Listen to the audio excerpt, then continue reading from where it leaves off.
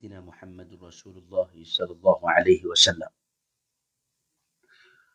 وإلى روح أزواجه وذرياته وأصحابه والتابعين والتابعين لهم بإحسان إلى يوم الدين ثم إلى أهل القبور من المؤمنين والمؤمنات والمسلمين والمسلمات خصوصا إلى المعلمين شأول الله لهم الفاتحة. أعوذ بالله من الشيطان الرجيم. بسم الله الرحمن الرحيم. الحمد لله رب العالمين الرحمن الرحيم مالك يوم الدين. إياك نعبد وإياك نستعين إلى الصراط المستقيم صراط الذين أنعمت عليهم غير المغضوب عليهم ولا الضالين آمين. أعوذ بالله من الشيطان الرجيم. بسم الله الرحمن الرحيم. إن الله وملائكته يصلون على النبي يا أيها الذين آمنوا صلوا عليه وسلموا تسليما. وقال النبي الكريم وهو محمد صلى الله عليه وسلم: من صلى علي مرة صلى الله عليه بها عشرة، كما قال رسول الله صلى الله عليه وسلم. اللهم صل وسلم وبارك على سيدنا محمد بن عبد الله وعلى آله وصحبه حق قدره ومقداره العلي العظيم. اللهم يا فارج الهم ويا كاشف الغم يا من لعبده يغفر ويرحم، ادفع عنا يا الله، ادفع عنا يا رحمن، ادفع عنا يا رحيم كل بلاء ووباء وهم وغم وضيق وشدة ونقمة وفتنة، اللهم آمين. أما بعد، قال الله سبحانه وتعالى في القرآن العظيم: أعوذ بالله من الشيطان الرجيم. بسم الله الرحمن الرحيم. يا أيها الذين آمنوا اتقوا الله حق تقاته ولا تموتن إلا وأنتم مسلمون. صدق الله العظيم. Saya hormati Tuan Pengurusi Surau, Tuan Imam, dan seluruh ahli jawatan kuasa surau muslimin muslimat, ibu-ibu, ayah-ayah yang dirahmati Allah Subhanahu wa taala. Assalamualaikum warahmatullahi wabarakatuh. Alhamdulillah, yang pertama dan buat selama-lamanya, marilah sama-sama kita bersyukur kepada Allah Subhanahu wa taala kerana dengan limpah dan kurnia serta inayah daripada Allah, pada tengah hari ini, alhamdulillah, Allah Subhanahu wa taala masih lagi memberi kesempatan kepada kita untuk sama-sama kita datang ke rumah Allah Subhanahu wa taala.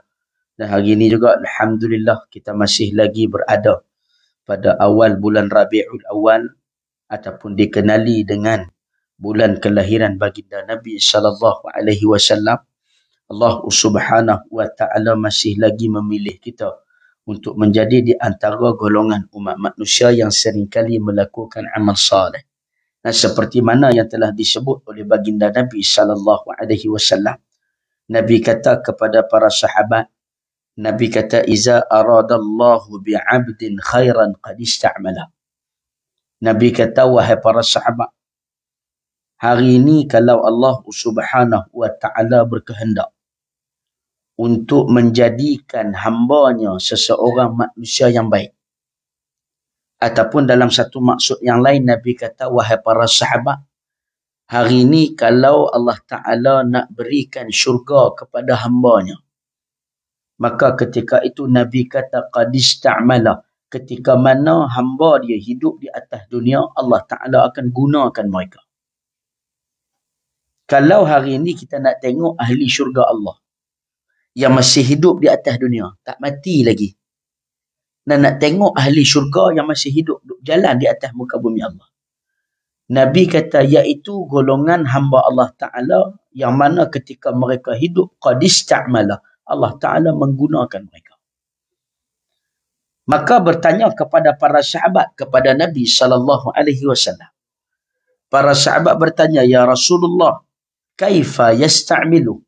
Bagaimana cara Allah Subhanahu wa taala menggunakan hambanya ketika mana mereka masih hidup? Maka apa jawapan Nabi? Nabi kata, ayyuwaffiqahu li'amalil khair qabla mauti. Nabi kata cara Allah Subhanahu wa taala menggunakan hambanya ketika mana hambanya hidup. Iaitu kata Nabi ayyuwaffiqahu li'amalil khair. Allah Ta'ala memilih mereka untuk melakukan amalan kebaikan qabla mauti, sebelum mereka mati. Itu cara Allah Ta'ala gunakan hambanya. Sebab tu hari ini bila kita hidup di atas dunia, kita jangan pelik. Ada golongan umat manusia, mereka bekerja sehari 8 jam. Kita pun kerja sehari 8 jam. Tapi bila masuk saja waktu zuhur, ada golongan manusia yang Allah Ta'ala bagi kesempatan kepada mereka untuk datang ke rumah Allah. Ada manusia kerja sama dengan kita, sehari 8 jam juga. Tapi bila masuk waktu zuhur, Allah Ta'ala tak pilih mereka untuk duduk di dalam rumah Allah. Kalau kita tengok hari ini umat manusia hidup sehari 24 jam. Kita pun hidup sehari 24 jam juga. Tapi dalam tempoh 24 jam tersebut, ada manusia dia boleh baca Al-Quran. Ada manusia dalam tempoh 24 jam, dia tak ada waktu nak baca Quran. Ada manusia hari ini, kalau Allah Ta'ala bagi rezeki kepada mereka, sebulan gaji RM1,000, RM2,000, RM3,000. Kita pun dapat gaji di tangga gaji yang sama. Tapi ada manusia dengan RM1,000, RM2,000, RM3,000. Dalam rezeki mereka, mereka boleh keluarkan rezeki tersebut untuk infak ke jalan Allah. Tapi kita di tangga gaji yang sama. Tiba-tiba kita tak boleh nak keluarkan untuk kita infakkan ke jalan Allah. Sebab tu jangan pelik. Sebab Nabi kata, kalau hari ini kamu nak kenal ahli syurga Allah, ketika mana mereka hidup di atas dunia, golongan ini Allah Ta'ala akan gunakan mereka. Macam mana cara nak guna? Dalam keadaan Allah Ta'ala melapangkan masa mereka. Allah Ta'ala bagi kekuatan kepada mereka, lalu Allah Subhanahu Wa Ta'ala memilih mereka untuk melakukan amal saleh. Itu yang dimaksudkan oleh Nabi. Bagaimana cara Allah Ta'ala nak menggunakan hambanya ketika mana mereka hidup. Maka muslimin muslimat, ibu-ibu ayah-ayah yang dirahmati Allah Subhanahu Wa Ta'ala, kalaulah hari ini kita nak bagi Allah Ta'ala gunakan kita. Nah, kita nak hari ini Allah Ta'ala pilih kita untuk bagi kekuatan agar kita dapat melakukan amal saleh. Macam mana kita nak Allah Ta'ala pilih kita? Dengan cara hari ini kita tunjuk kesungguhan kita bahawa kita adalah golongan manusia yang benar-benar nak melakukan arahan Allah. Sebab itu kalau kita ingat balik sejarah, ketika mana bapa saudara baginda Nabi SAW, iaitu Abu Talib, berada dalam keadaan sakaratul maut, dekat nak mati. Maka ketika itu, Nabi angkat tangan, Nabi berdoa kepada Allah. Apa yang Nabi minta? Nabi minta supaya Allah Ta'ala bagi hidayah kepada Abu Talib. Sebab apa Nabi minta secara tu? Sahabat pernah bertanya kepada Nabi. Nah, sahabat kata, ya Rasulullah, sebab apa kamu minta kepada Allah agar Abu Talib ini diberi hidayah? Maka Nabi kata, disebabkan Abu Talib ni dah macam ayah aku sendiri. Nah, yang pertama Nabi kata, ketika mana usia aku umur kecil waktu tu. Ada kata 6 tahun, ada kata 10 tahun. Ketika itu Abu Talib bawa Nabi pergi ke Syam untuk berniaga. Nabi kata, mana mungkin seorang manusia mampu bawa budak yang kecil untuk berjalan di dalam tempoh perjalanan yang jauh daripada Mekah nak pergi ke Syam. Nabi kata, mana mungkin seseorang budak yang kecil mampu untuk bermusafir dalam keadaan yang jauh, melainkan dia bermusafir dengan ayah dia sendiri. Kita hari ni kalau pergi ambil anak jiran umur 6 tahun nak bawa pergi Mekah, agak-agak mak jiran tu bagi. Bukan nak pergi tempat lain, nak pergi Mekah, tapi nak pinjam anak jiran umur 6 tahun. Tak payah kata jiran lah. Kita ada anak umur 6 tahun. Tiba-tiba jiran nak pinjam anak kita yang umur 6 tahun ni nak bawa pergi Mekah. Agak-agak kita bagi. Tak bagi. Sebab apa? Sebab daripada sini nak pergi Mekah, satu perjalanan yang jauh. Melainkan budak kecil ni boleh pergi dengan siapa? Pergi dengan kita sebagai seorang ayah. Seorang ayah, dia boleh bawa anak dia nak pergi ke mana? Maka Nabi kata, sebab itu aku anggap Abu Talib ini seperti mana ayah aku sendiri. Nah, sebab Abu Talib bawa Nabi daripada Mekah pergi ke Syam. Pertama.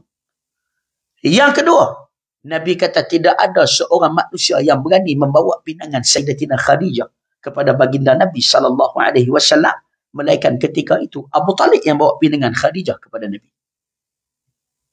Seorang manusia yang Nabi paling sayang, dan seorang manusia yang berani bawa pinangan. Urusan perkahwinan, tidak ada orang yang lebih layak, melainkan seorang ayah, dia membuat urusan perkahwinan untuk anak dia. Macam kita. Anak kita nak kahwin, siapa yang buat urusan perkahwinan? Kita. Kita yang pergi minang, kita yang buat kenduri, semua kita buat. Macam tu juga kita dulu. Waktu kita nak kahwin, siapa yang buat urusan perkahwinan kita? Iaitu ayah kita. Maka sebab itu Nabi kata, bila mana Abu Talib dia membawa pinangan Sayyidatina Khadijah di dalam urusan perkahwinan Nabi SAW, maka Nabi kata, Abu Talib ni macam ayah aku sendiri. Dan yang ketiga, Nabi kata, sebab apa aku minta doa kepada Allah agar Allah Ta'ala bagi hidayah kepada Abu Talib? Sebab Abu Talib ni macam ayah aku sendiri lah. Apa kelebihan dia? Ketika mana aku ketika itu dihimpit oleh pembesar-pembesar Mekah. Ketika mana Nabi ditindas oleh pembesar Mekah. Ketika itu Abu Talib lah di antara manusia yang menjaga dan memberi jaminan keselamatan kepada baginda Nabi SAW. Mana ada manusia yang sanggup mempertahankan manusia yang lain, melainkan seorang ayah dia sanggup mati kerana seorang anak. Sebab tu dekat Abu Talib nak wafat, Nabi angkat tangan. Nabi kata, ya Allah, bagi hidayah kepada Abu Talib. Maka ketika itu turun ayat Allah. Allah Ta'ala kata, innaka la tahdi man ahbabta, walakinna Allah yahdi man yasha. Allah Ta'ala kata, hey Muhammad, kamu tak layak nak bagi hidayah kepada siapa yang kamu nak. Kepada siapa yang kamu sayang, kamu tak boleh nak bagi hidayah. Walakinna Allah yahdi man yasha. Akan tetapi Allah Subhanahu wa Ta'ala sahaja yang layak untuk memberi hidayah kepada siapa yang dia nak. Kalaulah Nabi boleh bagi hidayah kepada siapa yang dia sayang, Abu Talib di antara manusia yang terawal masuk Islam. Bukan setakat duduk dengan Nabi. Bahkan dia yang menjaga Nabi daripada Nabi kecil. Sampai dekat dia nak wafat. Sebab tu kalau ikut logik, kalau kata hidayah ni milik baginda Nabi SAW, kalaulah hidayah ni Nabi boleh bagi kepada siapa yang dia nak, maka lama dah Abu Talib masuk Islam. Tapi Allah Ta'ala kata hidayah ni walakinna Allah yahdi man yasha. Hidayah ni milik Allah Ta'ala. Allah Ta'ala nak bagi dekat siapa yang dia nak, Allah Ta'ala boleh bagi. Kalaulah Allah Ta'ala tak nak bagi. Walaupun Abu Talib bapa saudara kepada baginda Nabi SAW, akhir sekali mati dalam keadaan tak Islam juga. Sebab itu hari ni, kalau kita nak Allah Ta'ala pilih kita untuk menjadi golongan manusia yang baik. Kalau hari ni kita nak Allah Ta'ala pilih kita untuk Allah Ta'ala gunakan kita supaya kita menjadi ahli syurga. Kan Nabi sebut dah di awal tadi. Nabi kata qad ista'mala, dengan cara Allah Ta'ala gunakan kita kerana dia ahli syurga. Ay yuwaffiqahu li'amal khair qabla mauti. Dengan cara Allah Ta'ala pilih kita, Allah Ta'ala pilih untuk kita menjadi golongan manusia yang senantiasa buat amal saleh. Allah Ta'ala bagi kekuatan dalam diri untuk melakukan amal saleh sebelum kita mati. Macam mana nak Allah Ta'ala pilih kita? Dengan cara hari ini kita kena tunjuk kesungguhan kita di dalam melakukan amal saleh. Barulah Allah Ta'ala pilih kita. Sebab hidayah ni milik Allah. Allah Ta'ala nak pilih siapa tu pulang kepada Allah. Allah Ta'ala tak nak pilih, tak boleh buat apa. Macam kita main bola lah hari ni. Kalau kita nak jurulatih kita pilih kita untuk pergi peringkat yang lebih tinggi, maka hari ni kena tunjuk kesungguhan kita. Barulah kita ni terpilih. Kena tunjuk bahawa kita ni boleh bagi komitmen. Kena tunjuk bahawa kita ni boleh main bola. Barulah kita terpilih. Sama juga. Bila hari ni kita nak Allah Ta'ala pilih kita untuk menjadi golongan manusia yang Allah Ta'ala bagi hidayah, yang Allah Ta'ala bagi kekuatan, maka hari ini kita kena duduk dan buktikan kepada Allah agar kita ni golongan manusia yang nak hidayah Allah. Nak dapat hidayah ni bukan dia senang. Nah, sebab itulah tambah-tambah di dalam bulan Rabiul Awal disebut oleh para alim ulama.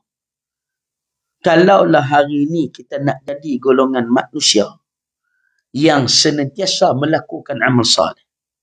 Kalaulah hari ini kita nak jadi golongan manusia yang Allah Ta'ala sentiasa pilih kita untuk buat amal saleh. Macam mana cara dia? Dengan cara melakukan kebaikan.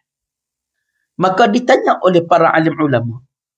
Nah, ditanya kepada para alim ulama. Di antara banyak-banyak kebaikan ni, amalan apa, kebaikan apa yang bila kita buat hari ni, Allah Ta'ala akan tengok kita. Kan manusia ni biasa. Nak amalan hak kecil-kecil ni dia tak mau buat. Dia tanya ulama nak amalan hak besar-besar. Kan dia tanya kepada ulama. Nah, kalau hari ni kita nak Allah Ta'ala pilih kita buat amal saleh.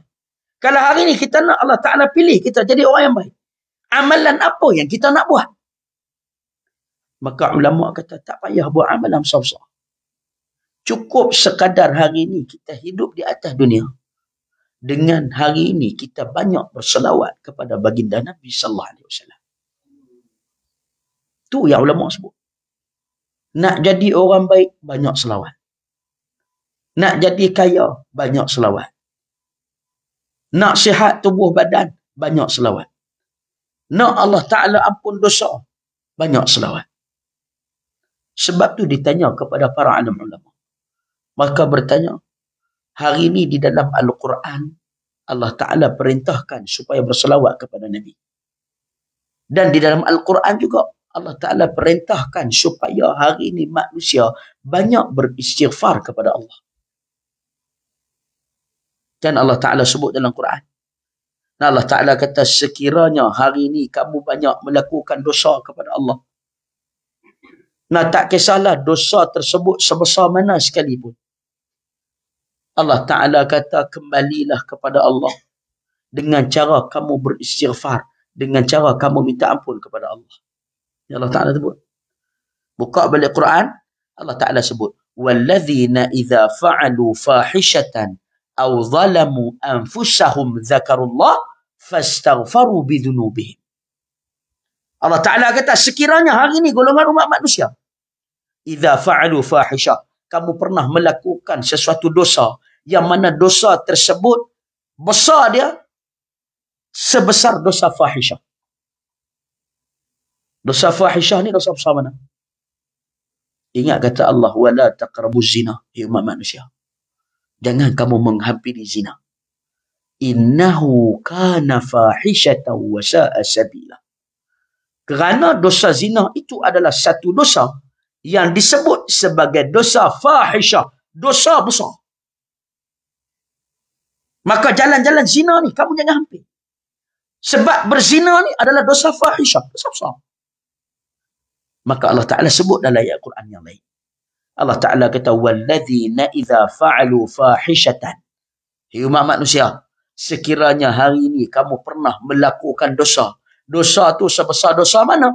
Dosa besar, iaitu dosa fahisha, dosa setaraf zina. Au zalamu anfusahum, ataupun kamu hari ini pernah menzalimi diri kamu sendiri.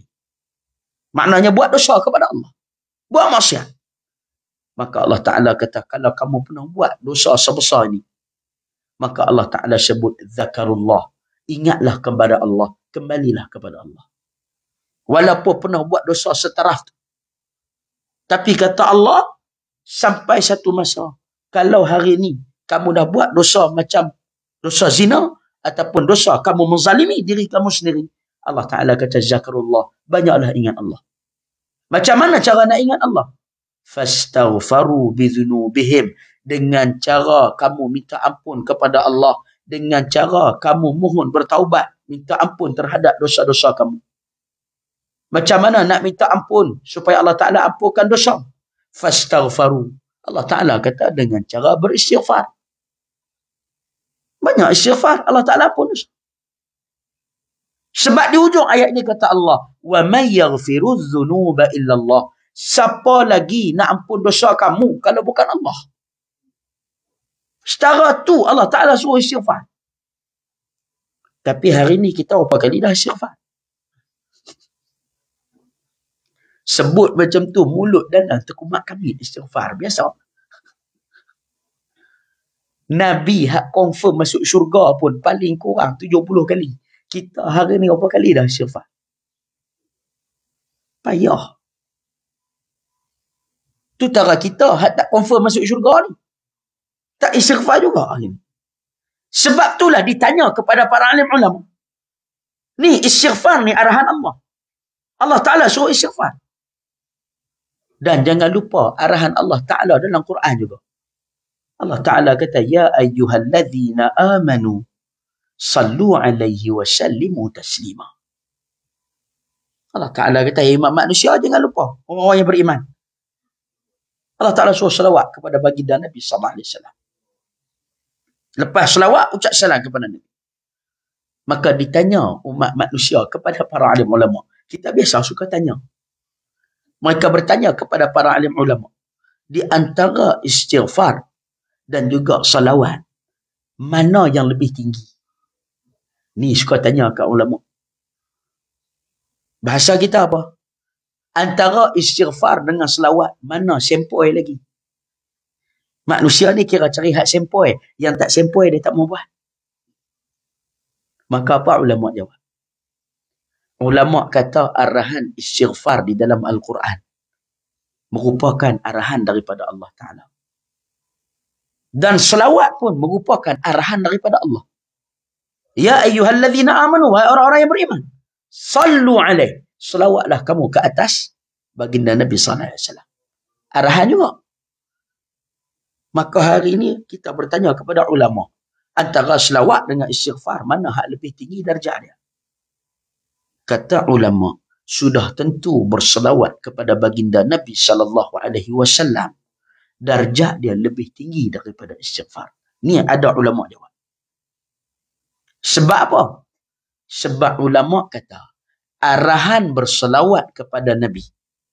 Allah Ta'ala kata dalam surah Al-Ahzab, Ya ayyuhalladzina amanu, wahai orang-orang yang beriman, sallu alaih, selawatlah kamu ke atas junjungan besar Nabi SAW, wasallimu taslima, dan juga kamu ucap salamlah ke atas baginda. Betul tak? Baik. Ulama kata, dalam Allah Ta'ala bagi arahan kepada umat manusia supaya berselawat kepada Nabi SAW dalam masa yang sama, innallaha wa malaikatahu yusalluna ala nabi. Dalam masa yang sama Allah Ta'ala suruh kita berselawat kepada Nabi. Dalam masa yang sama Allah Ta'ala dan para malaikat pun berselawat kepada Nabi SAW. Mana ada satu arahan yang Allah Ta'ala suruh manusia buat, dalam masa yang sama Allah Ta'ala pun buat. Kalau hari ini Allah Ta'ala kata kepada kita, hei umat manusia, salat. Allah Ta'ala suruh salat. Aqimus salat. Arahan tersebut hanya kepada umat manusia. Wa atawuz zakat. Keluarkan zakat. Ini adalah arahan kepada umat manusia. Tapi ada pun arahan selawat. Allah Ta'ala kata, sallu alaih, hei umat manusia, selawat kepada Nabi SAW. Dalam masa yang sama Allah Ta'ala selawat. Allah Ta'ala suruh kita selawat kepada Nabi. Maka Allah Ta'ala dan para malaikat pun berselawat juga. Allah Ta'ala suruh. Dalam masa yang sama Allah Ta'ala buat. Kalau salat dah, arahan tersebut hanya kepada umat manusia.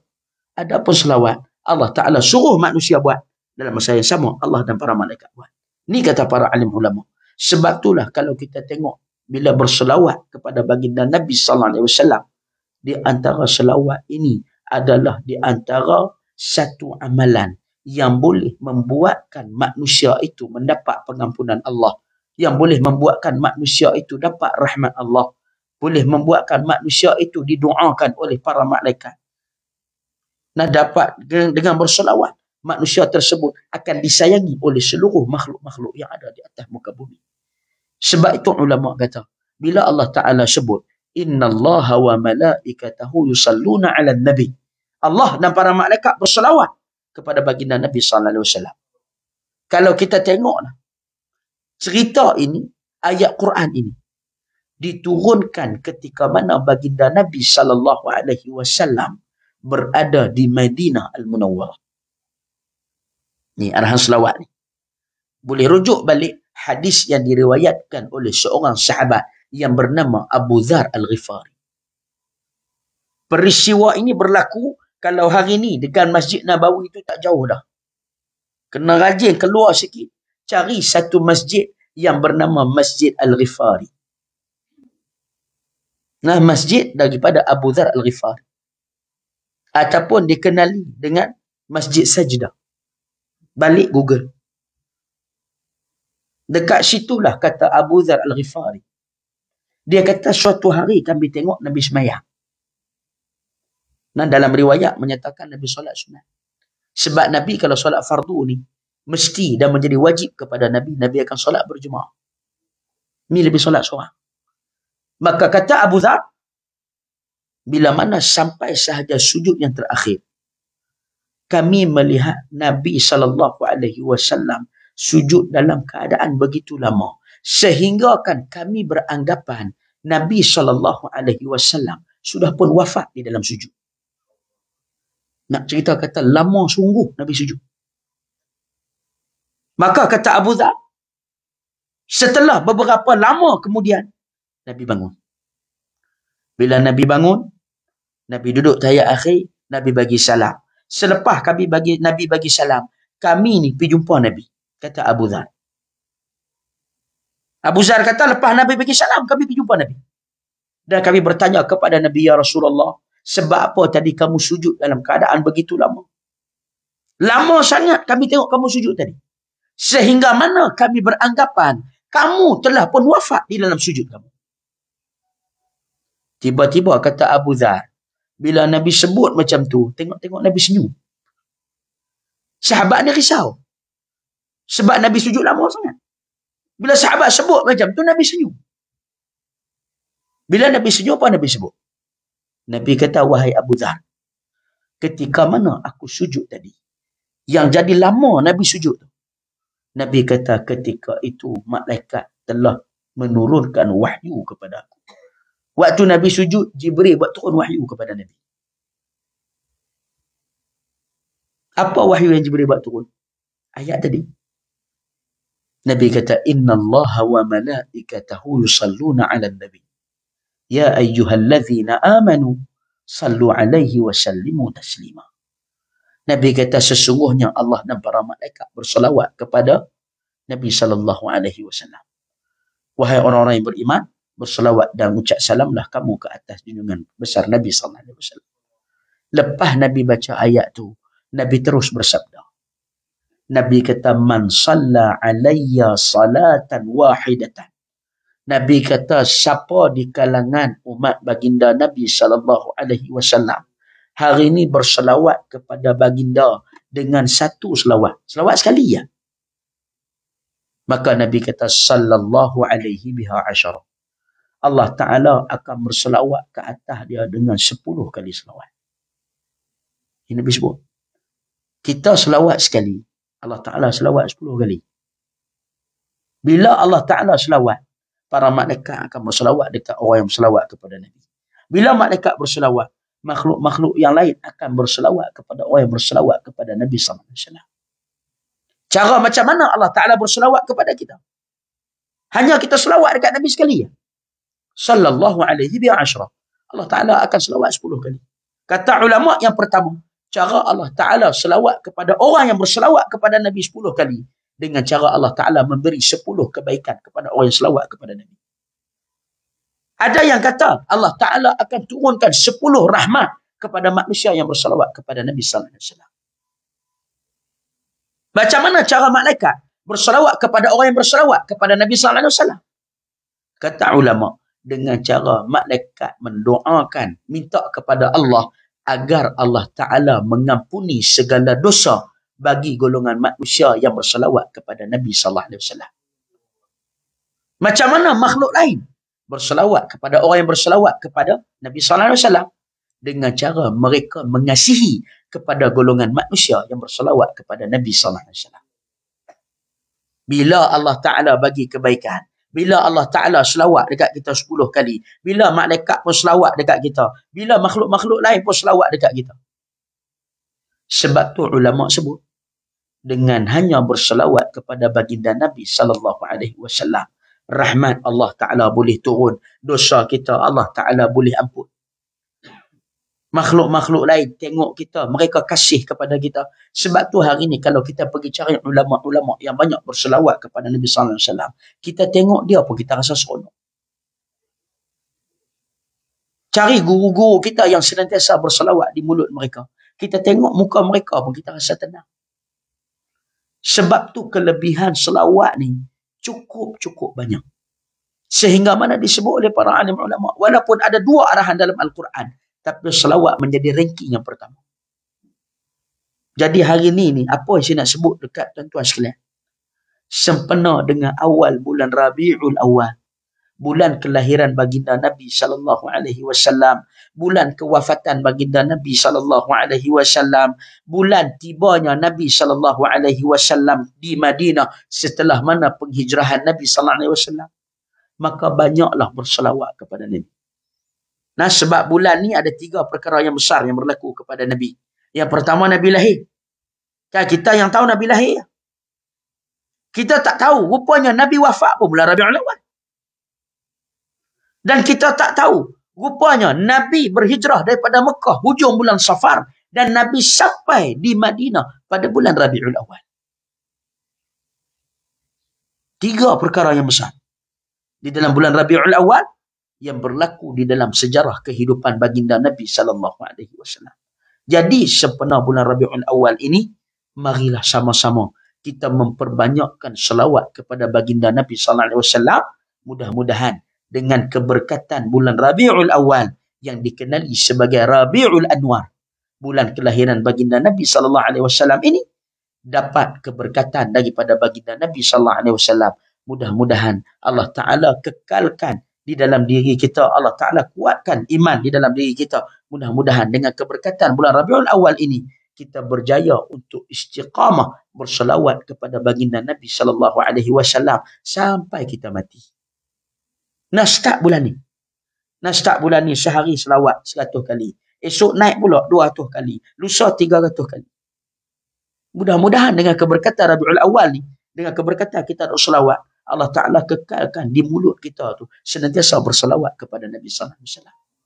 Sebab tu ulama kata, ada apa-apa masalah, jangan tinggal benda lain. Selawat di mulut jangan tinggal. Tu yang kita sebut awal tadi tu.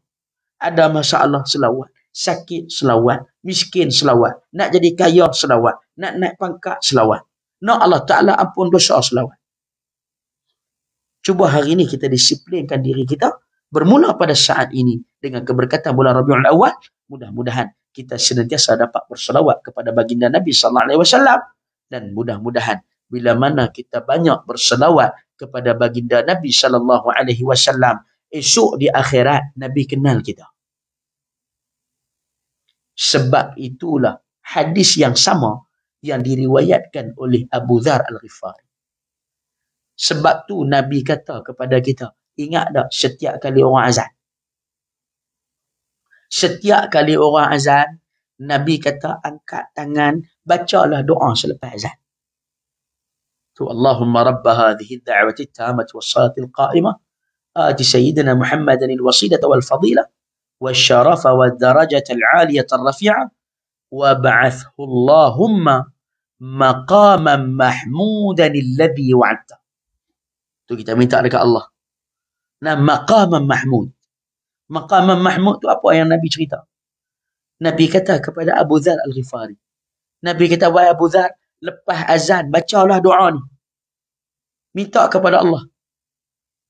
Wa ba'asullahumma maqaman mahmud. Minta kepada Allah agar baginda Nabi SAW diletakkan di atas tempat yang tinggi yang mampu untuk memberi hidayah kepada seluruh umat dia. Ni Nabi suruh minta. Ni Abu Dzar cerita ni. Sebab tu hari ni lepas dengar orang azan, angkat tangan, baca doa selepas azan. Tambah-tambah dalam bulan Rabiul Awal. Sebab apa? Sebab Nabi kata, wahai Abu Dzar, minta kepada Allah agar esok di akhirat Nabi diberikan satu tempat yang disebut sebagai maqam mahmud, iaitu tempat yang Nabi boleh duduk dan Nabi boleh bagi syafaat sebanyak mungkin kepada seluruh umat Nabi. Sebab apa Nabi minta macam tu? Sebab Nabi nak bagi syafaat kat kita. Macam kita jadi bos lah. Kalau kita jadi bos, barulah kita boleh bagi apa yang kita nak. Barulah kita boleh suruh apa yang kita nak. Barulah kita boleh buat apa yang kita nak. Nah, sesuai dengan syariat Allah Ta'ala. Kalau kita jadi orang bawah, boleh bagi cadangan. Ya lah. Nak terima, tak terima tu bos. Tapi kalau kita jadi bos, kita boleh buat keputusan. Maka sebab tu Nabi kata, wahai Abu Dhar, jangan lupa, setiap selepas azan, doa. Bagi Nabi boleh mendapat tempat, yang mana tempat tersebut Nabi boleh bagi syafaat. Maka waktu tersebut, kepada siapa Nabi nak bagi syafaat?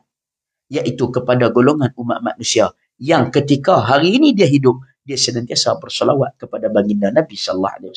Mudah-mudahan bila Nabi bagi syafaat kepada kita ketika itu, menjadi asbab untuk kita dimasukkan ke dalam syurga Allah. Dan sebab apa Nabi nak bagi syafaat? Sebab hari ini kita banyak berselawat kepada baginda Nabi SAW. Mudah-mudahan kita akan dimasukkan ke dalam syurga Allah bersama dengan baginda Nabi SAW. Dan kita akan mendapat rahmat Allah. Dan inilah yang disebut oleh Allah Ta'ala di dalam Al-Quran. Iaitu satu kejayaan yang dinamakan sebagai kejayaan yang paling besar. Iaitu kejayaan dibebaskan daripada api neraka Allah. Dan dimasukkan ke dalam syurga Allah Subhanahu wa Ta'ala, insyaAllah. Amin. Cukup sekadar itu dulu yang baik daripada Allah, yang lemah pada saya sendiri. Ampun dan maaf sekiranya ada terkasar bahasa dan sebagainya.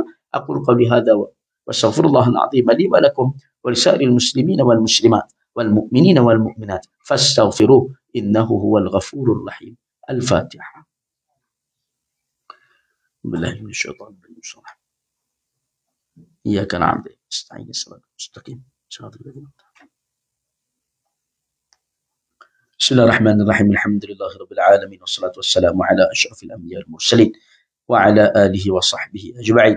Allahumma inna na'udzubika min 'ilmin la yanfa' wa min qalbin la yakhsha' wa min du'a'in la yustajabu laha ya rabbal alamin. Sallallahu alaihi wasallam ala sayyidina Muhammad walhamdulillahi rabbil alamin. Taqabbalallahu minkum. Assalamualaikum warahmatullahi wabarakatuh.